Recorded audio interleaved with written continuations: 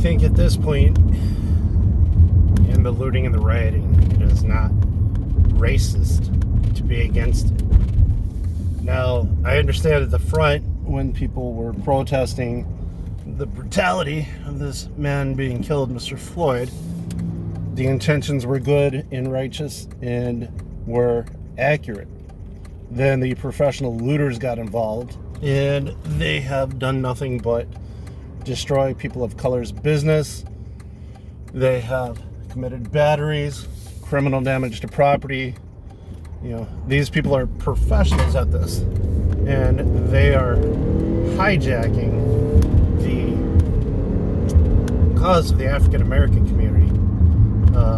You know, the systematic brutality against them, the suspicion of every African American person for, you know, don't deny it. I mean, it's true. And white people look at a black person and they are automatically either afraid, they clutch their purse, they lock the door. Yeah, it is what it is, and it is not acceptable. Okay. Now, the looters, the rioters, the people who are doing all the criminal damage to property, the batteries, the arsons, the homicides, they need to be dealt with by the National Guard.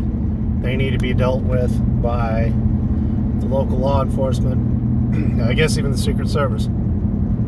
Here's my thing. The looters and the rioters are going to keep messing around, and they are going to get martial law enacted in some of these places. And here's the key with the martial law. Not but 4 weeks ago, you had every 3%er, every right-wing Peckerwood out there with a gun talking about how they were going to have civil unrest and civil disobedience over the fact that they couldn't go out and freely move, or they had to wear a mask. You had people equivocating that we were going to basically be Jews burned by the government, you know, put in ovens. I hate to be so graphic, but, you know, that comparison was made, you know, that we were going to be like the Jews in Nazi Germany, and we were going to have our rights taken away from us, piece by piece. All right, follow me here.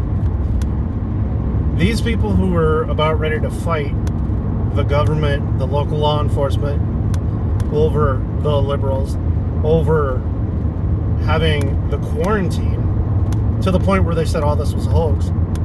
Well, how do you think they're going to react towards the looters and the protesters and the rioters if martial law gets decreed? We're already under curfew here. So, you know, what's going to happen? A civil war. Yeah, and it is not going to be pretty. And neither side are going to do very well. All right? It is going to destroy this country over some actions of a few people. Okay? You know, I just do your best. Pray for this country. Offer it on the threshing floor. You know, whatever you got to do. But I'm telling you, you got to avoid a civil war, or else, you know, it's done. This Democratic Republic is not going to be destroyed, but it's definitely not going to be the same. I don't know, you know, I can put it in God's hands and I can do my little part for the world, but, you know, there are going to be severe consequences given by both sides. The Don't Tread on Me crowd and the professional protesters. And what's so bad is there's not going to be real police reform, and there's not going to be